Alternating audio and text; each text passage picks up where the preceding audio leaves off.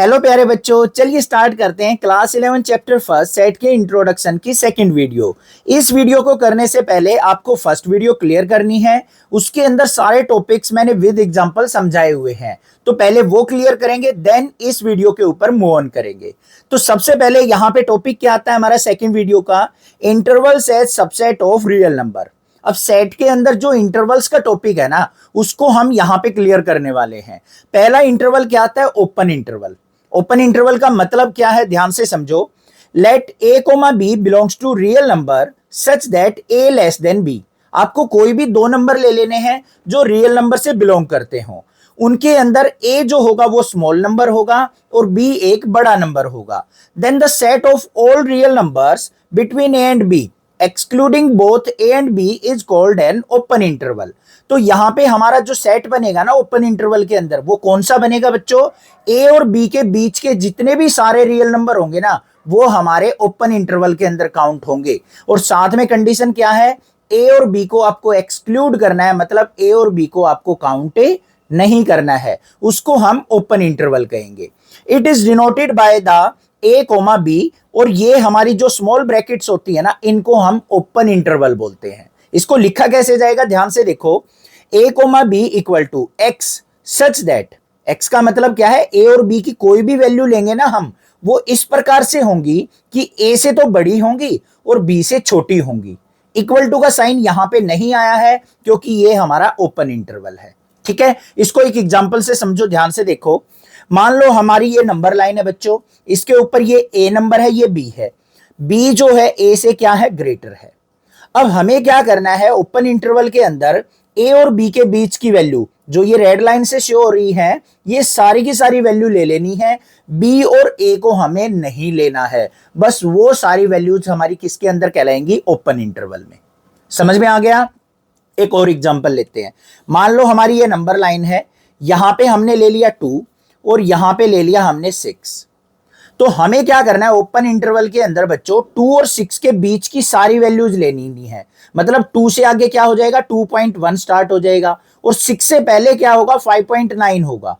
ये सारी वैल्यूज तो हम ले लेंगे, बट 2 और 6 को नहीं लेंगे, वो हमारा ओपन इंटरवल कहलाएगा। क्लियर हो गया, समझ में आ गया। अब नेक्स्ट चलते हैं हम अपने क्लोज इंटरवल के ऊपर।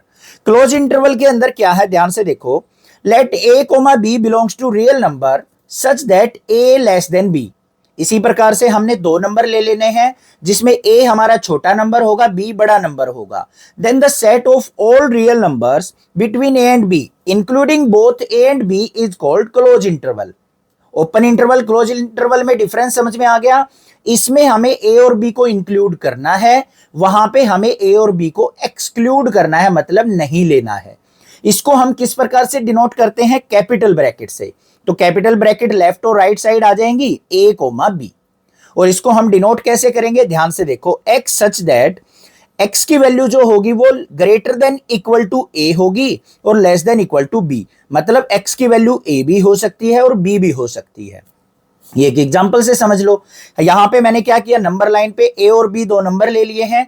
ए को भी आपको लेके चलना है, बी को भी लेके चलना है, और उनके बीच की वैल्यूज भी सारी की सारी क्लोज इंटरवल के अंदर आएंगी। ये भी समझ में आ गया। यहां पे एक एग्जांपल फिर ले लेते हैं। ये मान लिया क्या है 1, और ये हमारा क्या है, मान लिया 7। ये हमारा क्लोज इंटरवल हो गया। इस प्रकार से इसको डार्क कर देंगे। तो इसके अंदर जो वैल्यूज आएंगी ना, वो कहां से स्टार्ट होंगी, 1 से लेके 7 तक।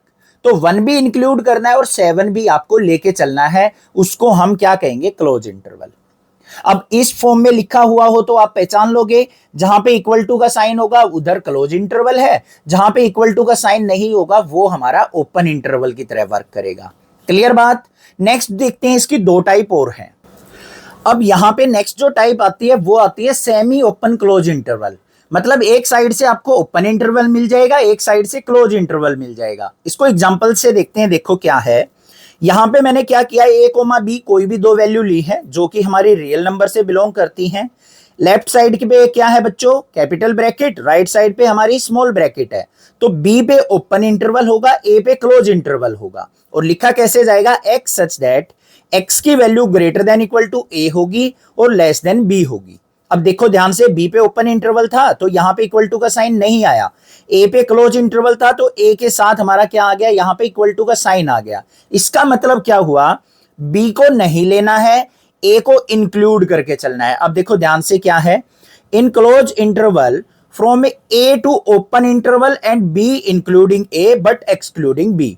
हम यहां पे क्या करेंगे, ए पे हमारा क्लोज इंटरवल है, बी पे क्या है, ओपन इंटरवल है, और ए को हमें इंक्लूड करना है और बी को एक्सक्लूड कर देना है। तो ये देख लो यहां पे एग्जांपल, बी हमारा ओपन है, ए हमारा क्लोज है। ठीक है, ऐसे ही सेकंड आ गया हमारा, यहां पे ए पे ओपन है, बी पे क्लोज है, इसका मतलब बी पे हमारा इक्वल टू का साइन आएगा, ए पे इक्वल टू का साइन नहीं आएगा। तो ए पे क्या हो जाएगा, open interval from A to close interval B including B but excluding A. समझ में आ गई बात, हमें ए को यहां पे इंक्लूड नहीं करना है, बी को हमें इंक्लूड करके चलना है, बी को लेके चलना है। ये भी क्लियर हो गए, कोई दिक्कत नहीं है। नेक्स्ट टॉपिक देखते हैं। नेक्स्ट टॉपिक आता है हमारा ऑपरेशंस ऑन द सेट। बिल्कुल मोस्ट इंपॉर्टेंट टॉपिक है भाई, ध्यान से समझना है। सबसे पहला क्या आता है टॉपिक, यूनियन ऑफ सेट। ये हम ऑपरेशन लगा सकते हैं अपने सेट के एलिमेंट के ऊपर। अब यूनियन का मतलब क्या होता है बच्चों, वो पहले समझो। यूनियन का मतलब होता है समूह बनाना, इकट्ठा करना, बस वही काम करना है यूनियन ऑफ सेट में। देखो ध्यान से, डेफिनेशन क्या है, let A and B two any sets. A और बी को हमने कोई भी दो सेट्स मान लिए। The union of A and B is the set which consist of all the elements of A and all the elements of B. A और B हमने कोई भी दो सेट माने, तो ए और बी का यूनियन सेट जो बनेगा ना, नया सेट बनेगा, उसके अंदर ए के भी सारे एलिमेंट होंगे और बी के भी सारे एलिमेंट होंगे। बट कंडीशन क्या होगी, the common elements being taken only once. जो ए और बी सेट के अंदर कॉमन एलिमेंट होंगे ना, उनको आपको बस एक ही बार लेना है। समझ में आ गया। अब यहां पे ध्यान से देखो, the symbol U is used to denote the union. U को हम यूनियन से रिप्रेजेंट करते हैं। Symbolically we can write A union B and usually read as A union B. इसको लिखा ऐसे जाता है सिंबॉलिकली, और इसको रीड ऐसे किया जाता है। अब इसको एक एग्जांपल से समझ लो बच्चों। यहां पे हमने क्या किया, दो सेट ले लिए। एक तो ए सेट ले लिया, उसके अंदर एलिमेंट है 2 4 6 8। बी सेट ले लिया जिसके अंदर एलिमेंट है 6 8 12 और 10। इन दोनों का हमें क्या करना है, यूनियन करना है। तो देखो बच्चों कैसे बनेगा, ए यूनियन बी। क्या कहा था मैंने पहले, ए के सारे एलिमेंट लिख लो 2 4 6 8। फिर बी के एलिमेंट लिखने हैं, 6 लिखेंगे, बट नहीं, यहां पे 6 ऑलरेडी आ चुका, तो कॉपी ऑफ एलिमेंट वैसे भी सेट में अलाउड नहीं होता। और यहां पे भी लिखा हुआ है कि कॉमन एलिमेंट को एक ही बार लेना है। 8 को भी नहीं ले सकते, 10 को लेंगे और 12 को लेंगे। तो ये क्या बन गया, ए यूनियन बी बन के तैयार हो गया। समझ में आ गया। नेक्स्ट बात करते हैं भाई इंटरसेक्शन ऑफ सेट की। इंटरसेक्शन का मतलब क्या होता है, अगर दो सेट्स के ऊपर हम ऑपरेशन लगाएंगे ना, तो उनके अंदर से बस कॉमन एलिमेंट्स को ले लेंगे। देखो क्या है, the intersection of set A and B is the set of all elements which are common to both A and B. जो दोनों में कॉमन होंगे ना, उनको हमें लेना है बस। और इसको रिप्रेजेंट कैसे किया जाता है, उल्टे यू से रिप्रेजेंट किया जाता है। ठीक है, और कैसे लिखा जाएगा इसको, ए इंटरसेक्शन बी, और रीड कैसे करेंगे इसको, ए इंटरसेक्शन बी। ऐसे लिखा जाता है, ऐसे रीड किया जाता है। अब इसको भी एग्जांपल से समझ लेते हैं। ए सेट है हमारे पास 2 4 6 8, बी सेट है जिसके अंदर एलिमेंट है 6 8 10 12। अब ए इंटरसेक्शन बी निकालना है आपको, तो क्या करेंगे, यहां पे कॉमन एलिमेंट्स देखो बच्चों, 6 इसमें भी है, इसमें भी है, 8 इसमें भी है, इसमें भी है। तो 6 और 8 हमारे पास यहां पे कॉमन एलिमेंट्स हैं। तो ये हमारा क्या हो जाएगा, इंटरसेक्शन ऑफ ए सेट हो जाएगा। आ गया समझ में। अब यहां पे देखो मैंने एक इंपॉर्टेंट सी बात लिखी है, if A and B are two sets such that A intersection B equal to 5।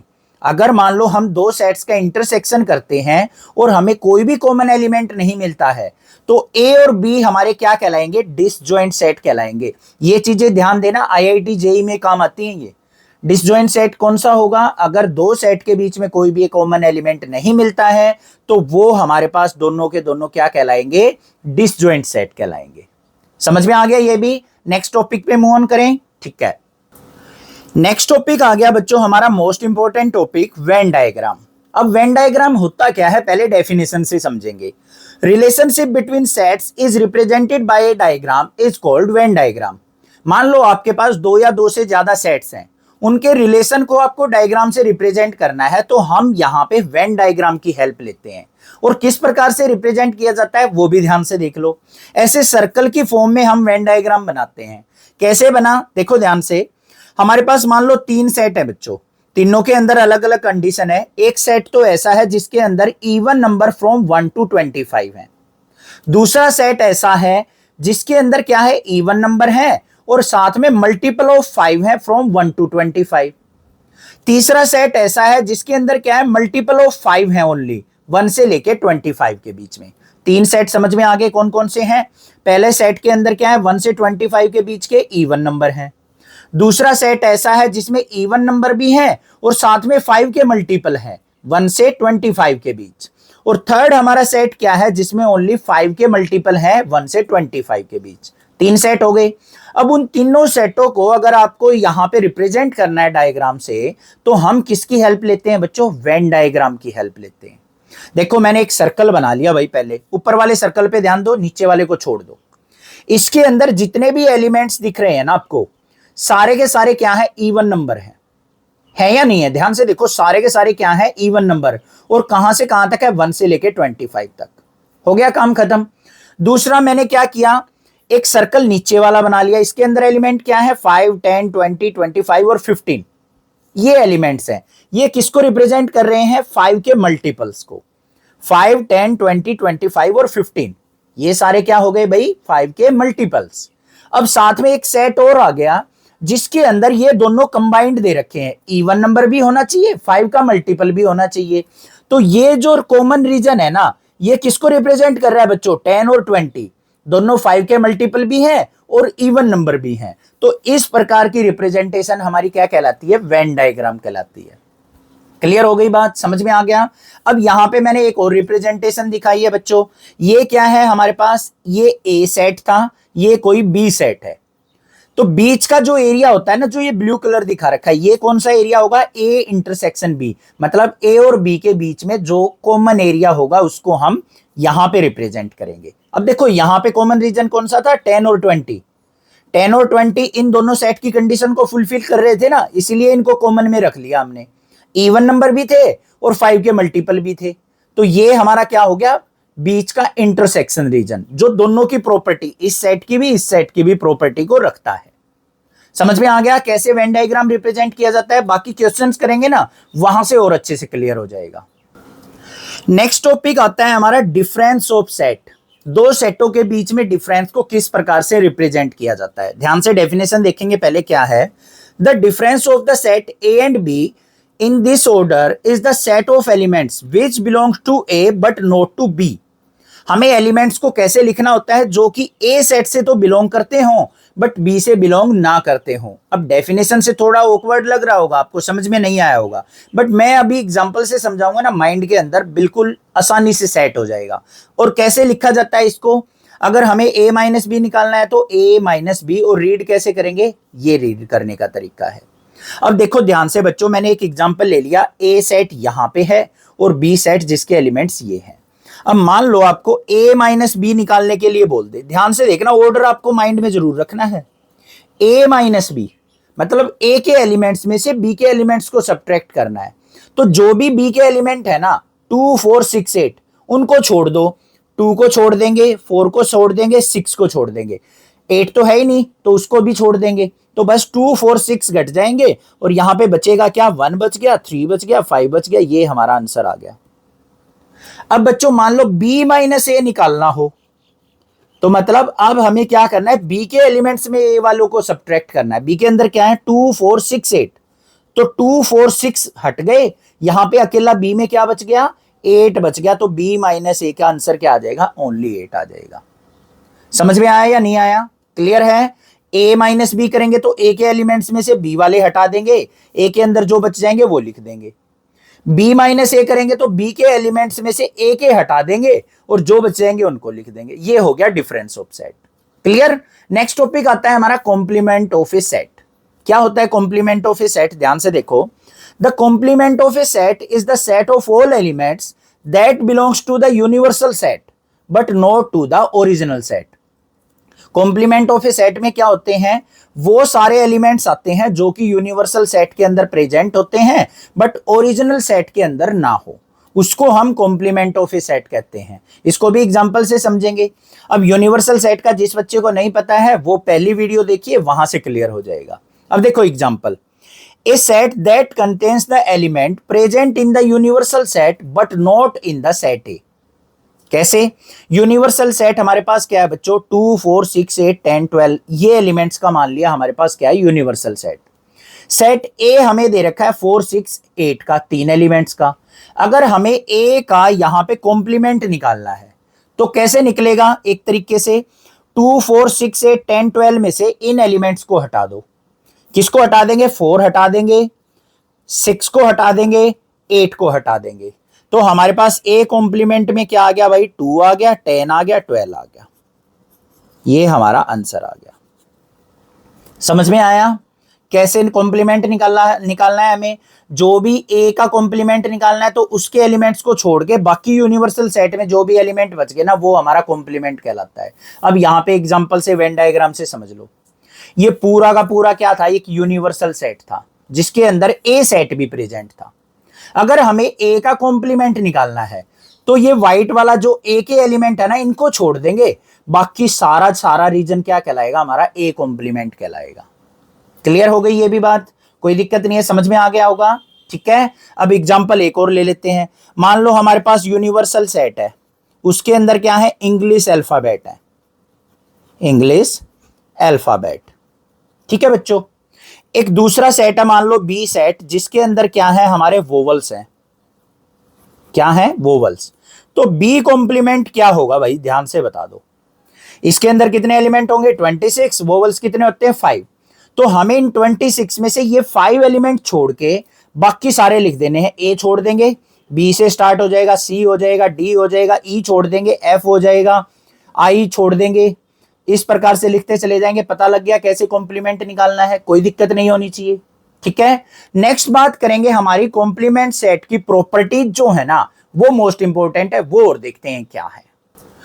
सबसे पहली जो प्रॉपर्टी आती है कॉम्प्लीमेंट ऑफ सेट की, वो आती है कॉम्प्लीमेंट लॉ। क्या होता है, ध्यान से देखो।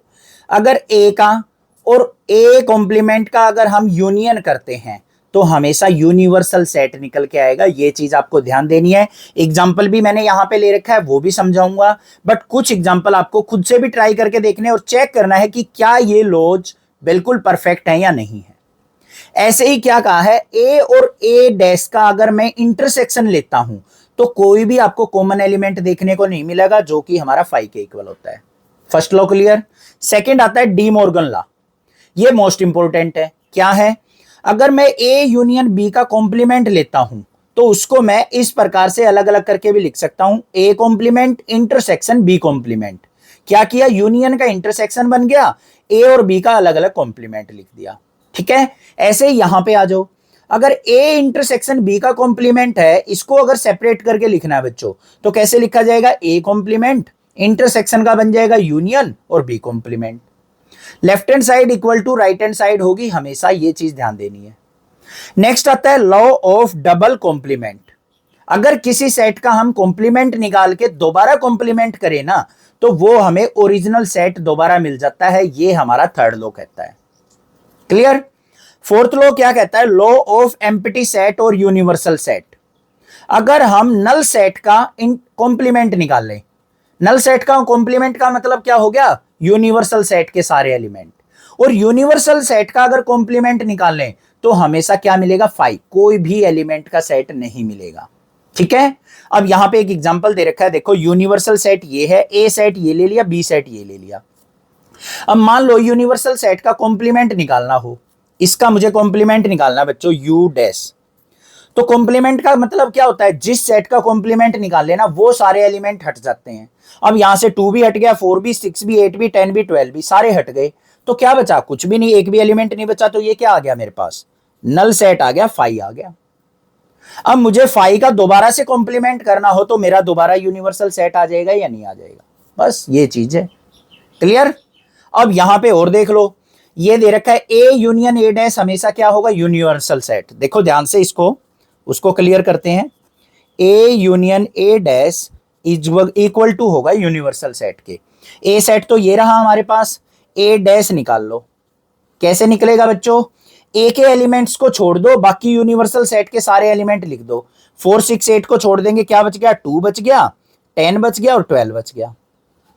तो ये सेट आ गया ए और ए डैश। इन दोनों का यूनियन करना हो, यूनियन का मतलब इन दोनों का समूह बनाना है हमें, और सारे के सारे एलिमेंट ए के भी और ए डैश के भी लिख देने हैं। तो भाई यहां पे बना लो यूनियन। क्या बनेगा, पहले ए के एलिमेंट लिखेंगे 4 6 8, फिर यहां से लिखेंगे 2 10 12। अब ध्यान से देखो, ये सारे के सारे एलिमेंट किसके हैं, यूनिवर्सल सेट के। तो ये इक्वल टू किसके आ गया, यू के इक्वल आ गया या नहीं आ गया। क्लियर है, कोई दिक्कत नहीं है, समझ में आ गया ना। ठीक है, ऐसे ही करना है। अब मान लो ए कॉम्प्लीमेंट का दोबारा कॉम्प्लीमेंट करना हो, ये ए डैश निकला था, इस ए डैश का डैश निकालना है। इसका मतलब अब जो ए डैश के अंदर एलिमेंट है ना, उनको छोड़ देंगे और बाकी यूनिवर्सल सेट के अंदर के एलिमेंट ले लेंगे। किसको छोड़ना है, 2 10 12 को। 2 को छोड़ दिया, 10 को छोड़ दिया, 12 को छोड़ दिया, बचे क्या, 4 6 8। ये किसके इक्वल है, ए सेट के इक्वल है ना। तो ए डैश का डैश किसके इक्वल आ गया भाई, ए के इक्वल आ गया वापस। तो ये हमारा क्या कहलाएगा, यहां पे डबल कॉम्प्लीमेंट लो। इनको भी आपको ऐसे ही एग्जांपल के साथ करके देखना है और चेक करना है कि क्या ये लॉज बिल्कुल परफेक्ट है या नहीं है। समझ में आ गई वीडियो, अच्छे से इंट्रोडक्शन क्लियर हो गया होगा, सारे कंसेप्ट क्लियर हो गए होंगे। बाकी वीडियो जब करेंगे ना, क्वेश्चंस जो करेंगे एनसीईआरटी के सारे इजीली अटेम्प्ट कर दोगे आप। ठीक है, चैनल को सब्सक्राइब, वीडियो को लाइक जरूर करना, ज्यादा से ज्यादा शेयर करना। इनकी नोट्स की भी मैं आपको पीडीएफ प्रोवाइड करने की ट्राई करूंगा, लिंक आपको डिस्क्रिप्शन वगैरह में दे दूंगा। मैं एक बार देखता हूं कैसे मैं आपको इनको नोट्स को प्रोवाइड कर सकता हूं, या फिर हम क्या करने वाले हैं, एक ग्रुप बना लेंगे और वहां पे हम जाके इन नोट्स को आपको प्रोवाइड कर देंगे। ठीक है, तो आप सजेशन दे देना कैसे हमें ये नोट्स आपको प्रोवाइड करने चाहिए, जैसे आपको ठीक लगे। टेलीग्राम वगैरह पे एक ग्रुप बना के, हम चैनल बना के वहां पे भी डाल सकते हैं, या व्हाट्सएप चैनल बना लेंगे। चैनल को सब्सक्राइब, वीडियो को लाइक जरूर कर लेना। एक्स्ट्रा क्वेश्चंस भी आपको मिलते रहेंगे, सारे के सारे क्लास 11 12 दोनों का आपको सिलेबस यहाँ पे इस चैनल पे मिल जाएगा। Thank you students.